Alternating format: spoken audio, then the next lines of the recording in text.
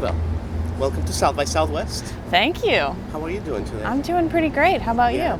Yeah, beautiful weather. It looks like, you brought the sun a little bit. Yeah, well, I don't know if I brought it because I came from a very cold climate. Right, because you're in Rhode Island now, right? I'm in Rhode Island, yes. Wow, how is that going?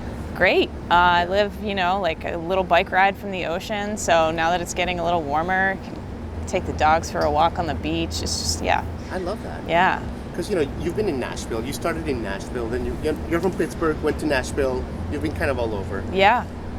Obviously, Nashville is full of creatives. Mm-hmm. How is it to be, in Rhode Island? Is it hard to, if you want to tap into, a co-write? How does that work, Yeah, so it's pretty interesting. I moved to Rhode Island in 2018, and so most of my time in Rhode Island has been during the pandemic. So I've connected with a lot of great musicians that live in the Boston area and in the Providence area. Sure. Okay. So that's pretty cool. There's a lot of new friends I've made up there, and in the town that I live in, it's super creative in a lot of different artistic ways. So it's inspiring, not just musically, but I take pottery lessons down the street because it's people are always making things in this little town. So that's I like that. I like that little bit of balance. Definitely. You're obviously very balanced. And we were talking off camera about your song Home Again. Yeah. Which I love it.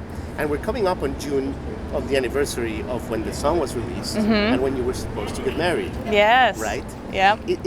Does it feel like more than 2 years? It kind of does. It does. Right? It feels like a decade. Yeah. The last 2 years have felt like one big, long year. Yeah. I was supposed to get married in June of 2020, and we had to obviously reschedule.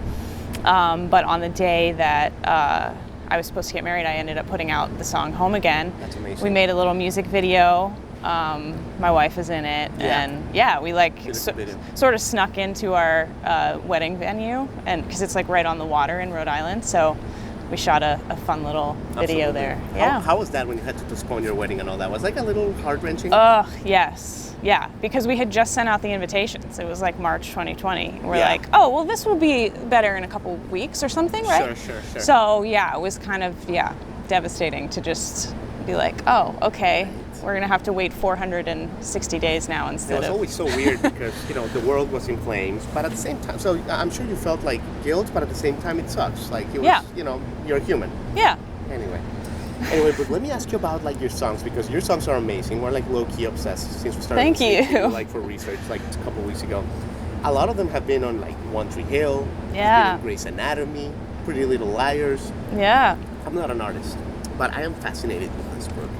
When you're watching TV, or when you're making fondue, I don't know, whatever, with your dogs, with your wife, and you just put the TV on and you hear your song, in the TV, what's that feeling like? It's really awesome. It's as incredible as you might think, because it just feels, it's really cool to see how people put it to the story of the show.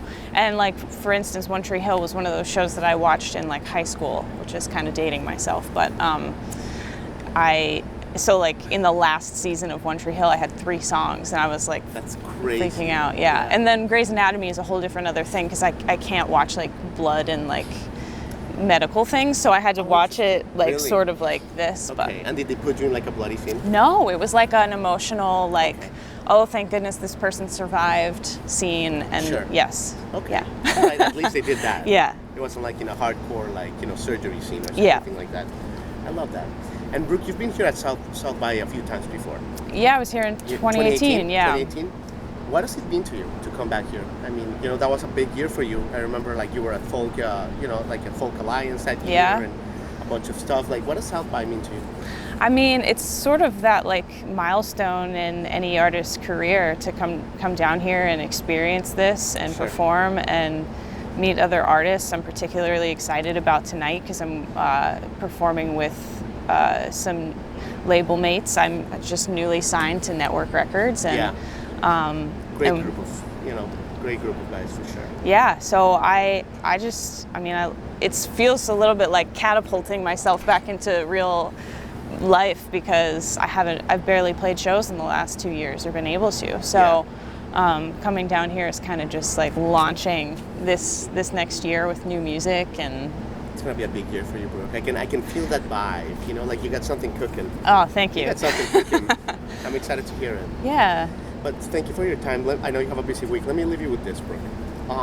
The past couple of years, you know, we've talked about, you know, how they've been hard for everybody and for people. How have you, as a person, not only like as an artist, we're gonna hear how you evolved as an artist, but as a person, how did you change from like, you know, March of 2020 to now? Wow, that's a good question. I mean, in a lot of ways, I've just learned to like appreciate the things that I experience more and just learn to have fun. You know, like not take things so seriously because like in a second they could just like go away. Yeah. So it's just kind of like, I'm just like excited to do things and see what happens and just having a lot more patience for life and experiences, I think. Yeah. Brooke, I mean, I think you've said it all for today. You have such a busy day. We're excited to see you perform today, Rock Austin, and so excited for your new music. Thank you so much. Thanks so much, Jamie. Absolutely. Thanks for coming.